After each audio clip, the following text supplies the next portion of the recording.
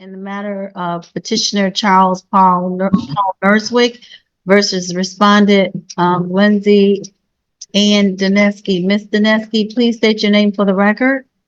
Lindsay Dineski. Please raise your right hand. You solemnly swear to affirm any testimony you provide to the court today will be the truth and nothing but the truth. I always tell the truth. We had a bench warrant to issue for your arrest back in December 4th, 2003. There was no proper service on that. I was never given any service on that warrant, so it's invalid. So the warrant issued because you failed to appear For a court that I never received any service on. for the show cause hearing. I do see that proof of service. I was in another state, so there's no way I received any proof of service, and you guys had my email and my phone number, and nobody ever contacted me, so this needs to be thrown out immediately. So that's not how the court. Yeah, because the law says. The law says if I do not have proper service, it's an invalid. All right, guys. We're kicking things off with an intense courtroom setup where the judge calls a case and the infamous Lindsay Dineski steps up. The tone is serious, but right from the start, you can sense the chaos that's about to unfold.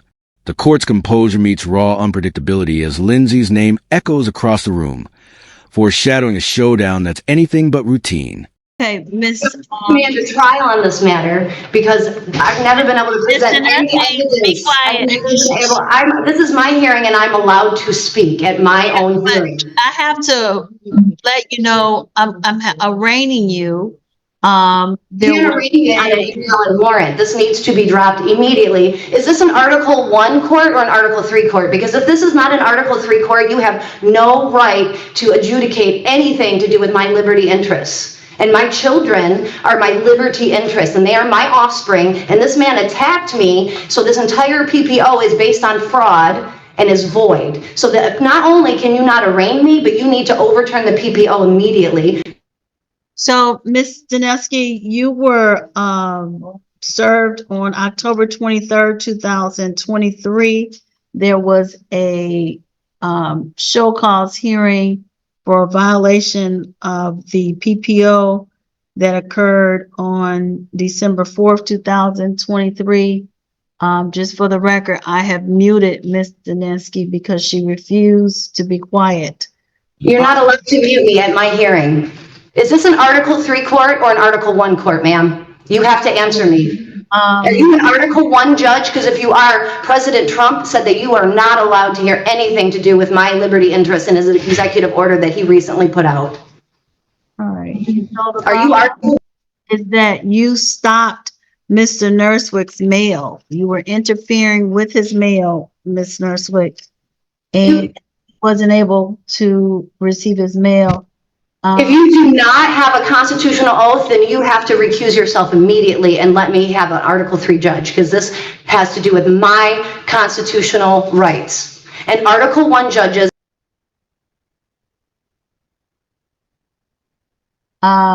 So the court is in receipt of a custody for information form that appears. You do not consent to this PPO, and you must prove and show your oath. USPS at an address of 18337 Ewell Road, Belleville, Michigan. I was not living there. I had been evicted from there previously in June, so there was no proper service. The petitioner filed a motion complaining that you, Ms. Dineski, stopped his mail. I didn't stop anybody's mail. He came and stole my mail and signed for a certified letter that he sent me, so I didn't receive it. And you guys won't let me show evidence. This has been going on for over a year, and I've never once been able to show evidence, and I've demanded a trial multiple times, and you've denied me a trial. So you're going to be going to prison under USC 18, 241 and 242, and I'm going to be asking for the death penalty. Buckle up, guys, because here's where the storm brews. We learned Lindsay was arrested for resisting arrest while having an active warrant. That's already a legal train wreck waiting to happen. The commentator's setup sharpens attention. A sovereign citizen in a courtroom rarely goes quietly, and this one's about to challenge every ounce of courtroom authority she faces. It's the calm before a verbal hurricane. Stand by. This is also a bill of payment penalties. which has been outlawed by the Constitution, Article 1, Section 9, Clause 3. You are using an unlawful PPO to withhold me from my offspring, which qualifies as kidnapping and hostage taking and treason and torture. This matter is void ab initio from the beginning because it's based on fraud, and fraud vitiates everything. Marbury versus Madison, anything repugnant to the Constitution is void. This is a violation of my free speech. This is a violation of my right to petition the government for redress of grievances. It's a violation of my Second Amendment because you said I couldn't have a weapon or bear arms. Ms. Danelski, I'm gonna put you in the breakout room with Ms. This is a violation of my Fifth Amendment. This is a violation of my Sixth Amendment. This is a violation of my Seventh Amendment. This is a violation of my Eighth Amendment right, my inalienable Eighth Amendment right. This is a violation of my Ninth and Tenth Amendment rights. You are violating all of my rights, and I have not ever been allowed to be heard. Due process allows me the right to be heard, and this has been ongoing since 2023, and I have never had the right to be heard. And I've had my babies unlawfully held from me based on fraud, which I never got to present evidence to prove otherwise. Here's where things start to spiral. Lindsay claims she was never properly served, insisting the warrant is invalid. The judge counters calmly with Michigan court rules, proof that law, not emotion, drives this bench. But Lindsay's frustration rises as she accuses the court of failing her.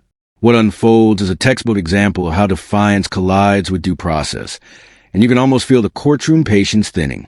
Putting this over, I want to reconvene at 2:00. I'm demanding a quo warranto. All right. And I need Deputy, did you hear me? Officer? Your Honor, I do have a 2:00. Did you want me to come back? I have a 2:00 in judgment. I don't need an attorney. I don't consent to an Yeah, attorney. I can't. I don't have a prosecutor. I need you to come back. What about 2:30? I want to say something. You guys are. Miss Williams, Your Honor, I'm talking to 5 days. I I've been have here no prosecutor. I was not even notified of this court. I was not even given notice of this court date, and I've been here. So Mr. Ness, please let's say be quiet. 1:45. I don't have a You prosecutor. need to be quiet. This is my hearing. Can we do 1:45, officer? Yeah, 1:45. Okay, All right, we'll I'll be see y'all back at back at 1:45. 1:45. Okay, thank you, Your Honor. I do have one question. Go ahead, officer. Just for staffing purposes, can you give a time, because that's right around shift change, do you think that hearing would be done by 2:30, or are I'm we waiting looking on the at prosecutor. I can't. Well, it has The to record is Your going Honor, I now. have a 2:00. I can't call it. So Prosecutor, I'm asking for this to be Okay. dropped. yeah, 1:45 is the time that I have. Why Okay. won't you answer any of my questions? Your Honor, I'll see you at 1:45. Thank you. Arraignments can take place without the prosecutor's office, but I kind of thought so. I Must be- did start, but for this particular one, Yeah, this one, I think. considering the fact that, yeah, I've been, we needed you here. That's why I started off and I was like, oh no, let me. Leslie, as far as the allegations go, I do believe that this is a bench-borne arraignment. Hold on. Oh. Yep, it is. Let me start to call the case. All right, CJC, are you there? I want to call the case, but I want to hear from you. Yes. All right. All right. Thank you. Let me call the case. Recording in This progress. is case number 23-104850-PP in the matter of Charles Nurswick versus Lindsay Ann Dineski. Mr. Tudge, if I could get your appearance for the prosecutor's office. Good afternoon, Your Honor. Gregory Tudge, B85961 for the people. All right. Ms. Fort Williams, your appearance, please. Good afternoon, Your Honor. Gail Fort Williams, P35963, House Counsel on behalf of All right, Ms. Fort Williams, you had an opportunity to speak with Mr. Dineski in the breakout room. Why is there still an attorney on my case when I said I don't want one? I attempted to speak with her, Your Honor. I do not want or need an attorney. All right, Ms. Fort Williams, I just want you to stand by at this time, if you can do that. Certainly. And I'm entitled to relief from. All right, guys, this part is pure courtroom theater. Lindsay fires off constitutional jargon like ammunition, demanding to know if it's an Article 1 or Article the Third Court. It's her sovereign playbook in motion, testing the judge's restraint. The clash between delusion and discipline takes center stage, and the more she talks, the clearer it becomes. This isn't about understanding law. It's about rewriting it to fit her world. Judgment under Michigan Court Rule 2.612 because I was not personally notified of this matter, and so it needs to be dismissed immediately. Ms. Zaneski, you were arrested for a For what? warrant issue because of your failure to appear. A failure to appear on something I was not personally notified on. So under Court Rule 2.6123, not personally notified, I am entitled to relief from this proceeding and action. Okay, let me hear from Mr. Tudge. Go ahead, Mr. Tudge. Your Honor, it does appear that 2.512, I believe, was the citation, which 2.516. I'm sorry, 2.612. Chapter 2 of the Michigan Court Rules governs the civil procedures. This being a quasi-criminal matter, This is a civil procedure because it's family court. Hold on, Ms. Daneski, let Mr. Tudge speak. It's not quasi-criminal, this is civil. All right. So that's a twisting. This is a family court matter. Ms. Daneski, please let Mr. Tudge speak first, please. Go ahead, Mr. Tudge. I thought this was my hearing. I should be the one speaking. Mr. Tudge is from the prosecutor's office. He doesn't need to be on this case because it's civil. Prosecution doesn't happen on civil cases. Now the temperature spikes. The judge mutes Lindsay, but she refuses to yield, threatening prison time and even the death penalty for the judge. It's the peak of chaos where entitlement meets consequence. Watching this, you see the line between defiance and self-destruction blur. It's not just a hearing anymore. It's a live display of courtroom control versus unhinged outrage, and the judge stays remarkably composed through it all. Thank you, Your Honor. The MCR 2.612 does appear to be governing civil proceedings. This matter being a quasi-criminal proceeding does and is controlled by the court rules which address misdemeanor offenses, unless otherwise stated in Chapter 3 under special proceeding. I do believe that the cited rule is inapplicable for this proceeding. You may proceed. I'm sorry, I didn't hear him. Did he say applicable or inapplicable? It is applicable, Ms. Oh, okay. Okay, go ahead. Your Honor, I must correct the court. The argument is not applicable, inapplicable. Oh, he said not applicable. Why would it be inapplicable? He's saying the court rule your side, his position, and I agree with him. Let me just say that for the record, that the court rule your side, it governs civil procedure. It doesn't govern under quasi-criminal matters.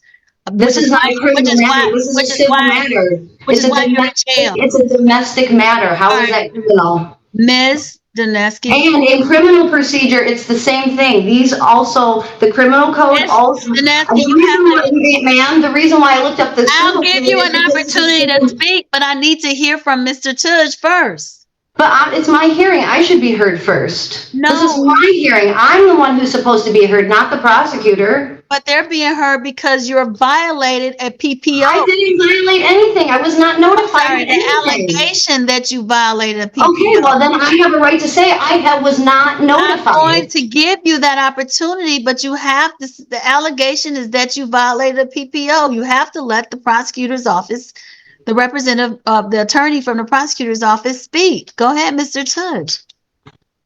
Your Honor,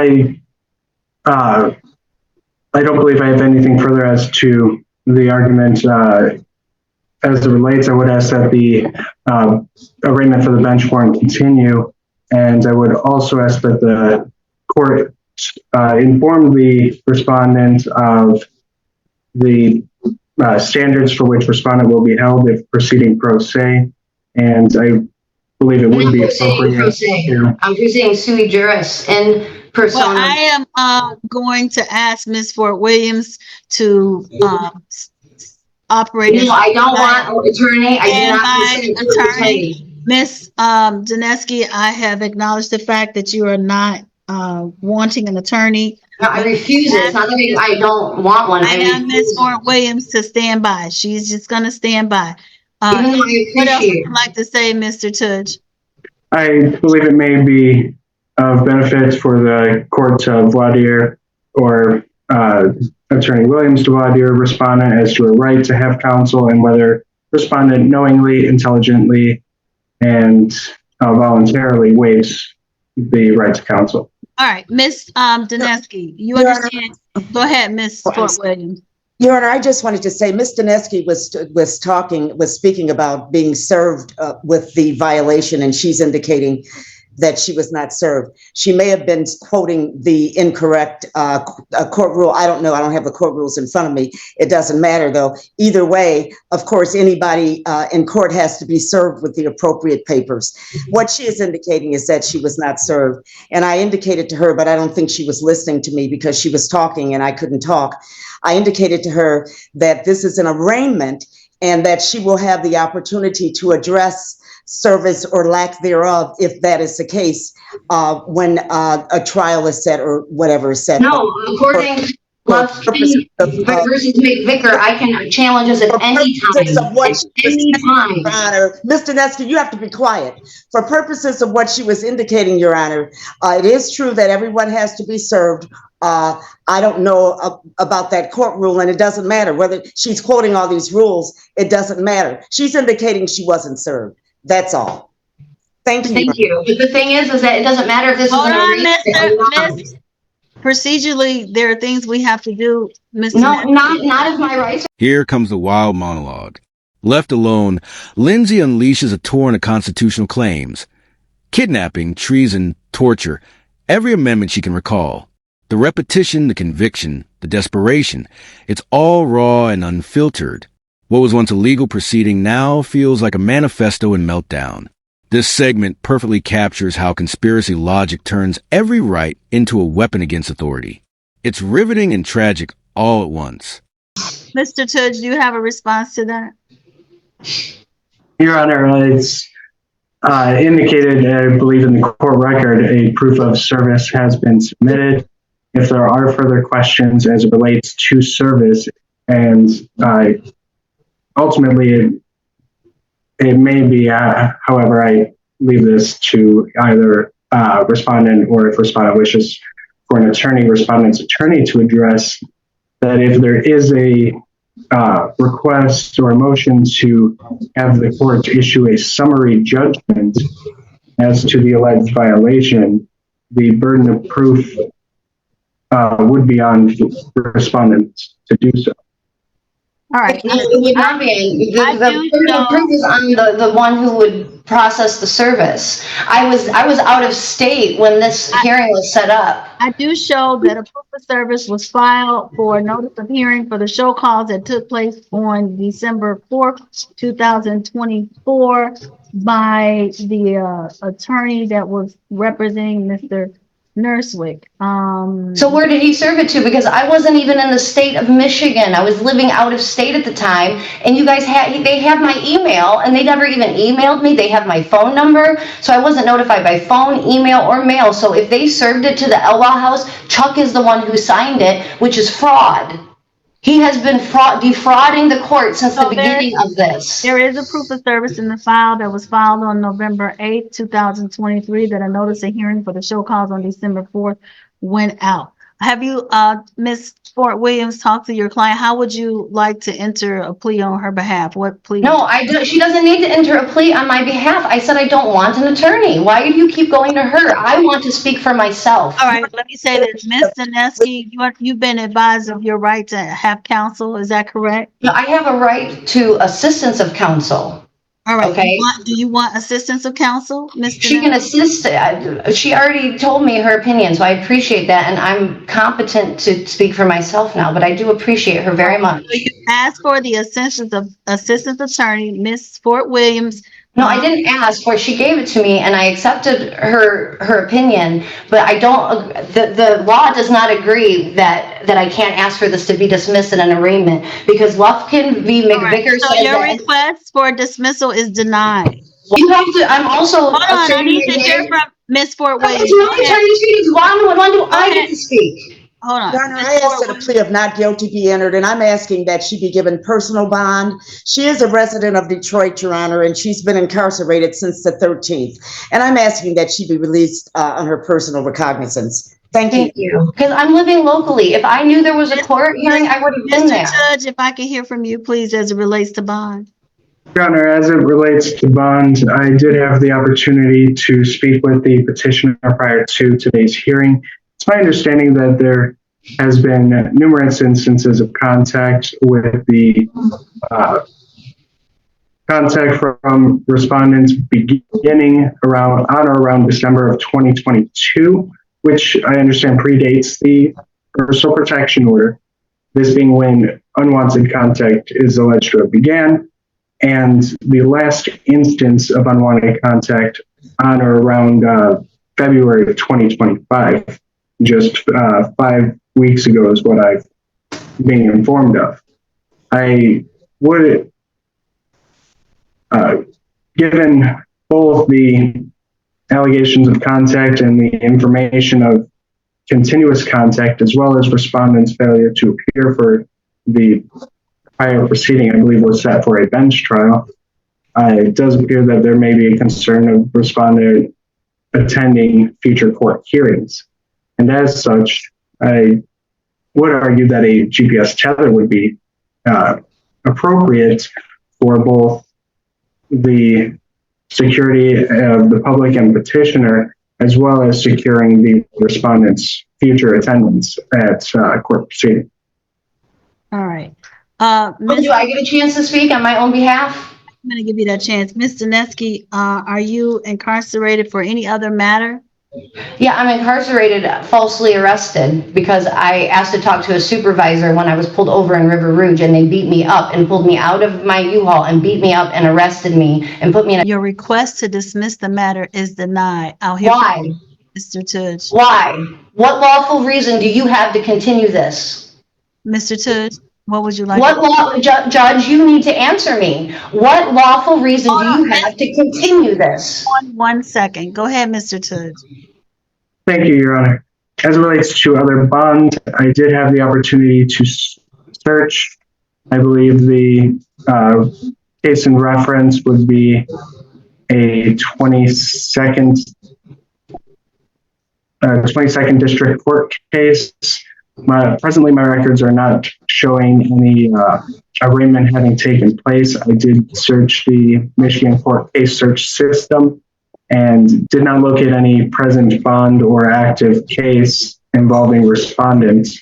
Now, I do see that there had been issued charges for assaulting, resisting, or obstructing a police officer, which would be placed at the 22nd District Court. Also, those were dropped. They told me that they were dropped and they let me go because they wrongfully arrested me based on a false allegation. So that I have to deal with. I'm trying to get information from Mr. Tudge. Let him finish. No, I know, but I'm letting you know what happened in that situation. Somebody had me arrested, and then they found out that the guy gave them false information, and they originally were going to charge me with that, and then they let me go that night, and they said they were dropping the charges. So for some reason, it just never got taken out of the lien system, and I didn't know that. So I do have to deal with it, but that's not my fault. That's the 22nd District's fault. Okay, let me hear from Mr. Tudge. He's reading from the system so that I know what it is that he sees that's in the system. And so you know what's in the system. Go ahead. I do appreciate that. Thank you. I would also note a case out of Washtenaw County that does appear to have also been charged with 2 offenses, misdemeanor disturbing the peace and attempt misdemeanor of assaulting, resisting, or obstructing a police officer. That's the one that got dropped. I'm not in possession of any adjudication on the matter. After that chaos, the courtroom exhales. The The judge calmly resets the session for later, juggling civility and order while Lindsay keeps protesting. It's procedural calm versus emotional chaos, and that contrast is golden. Even in delay, the tension never fades. You know the next round is coming. This pause isn't just a break.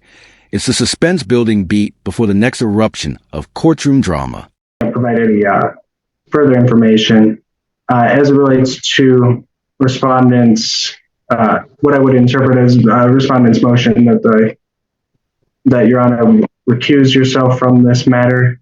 I don't believe the requirements for recusal are met. There being no argued evidence of impropriety. It's not really up to you to decide. You weren't there on the original case when she violated my rights and denied me a trial in the original PPO and did not let me put my evidence in. So because you violated my rights in that original PPO, you must recuse yourself. And I am demanding a new judge. I'm demanding a higher judge. I'm demanding the chief judge. All right, Mr. I have a right to that.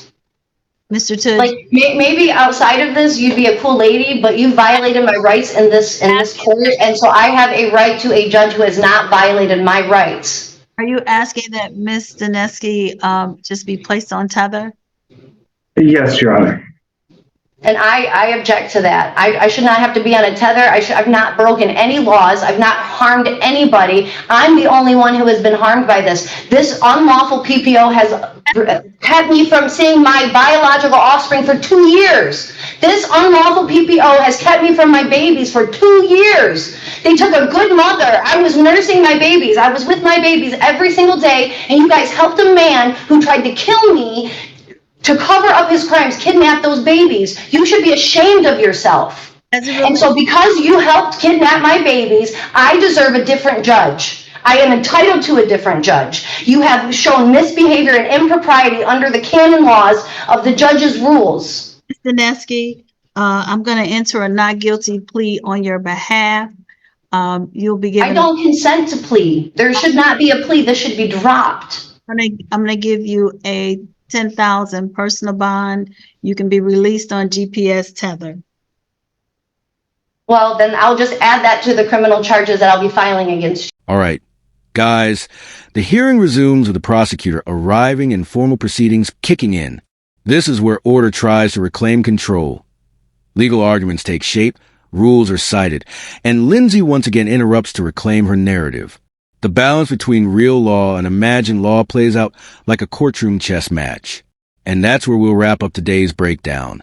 If you enjoyed this wild ride, don't forget to like the video, subscribe to the channel, and we'll see you in the next one. It says that are you or are you not an administrative law judge? Yes or no?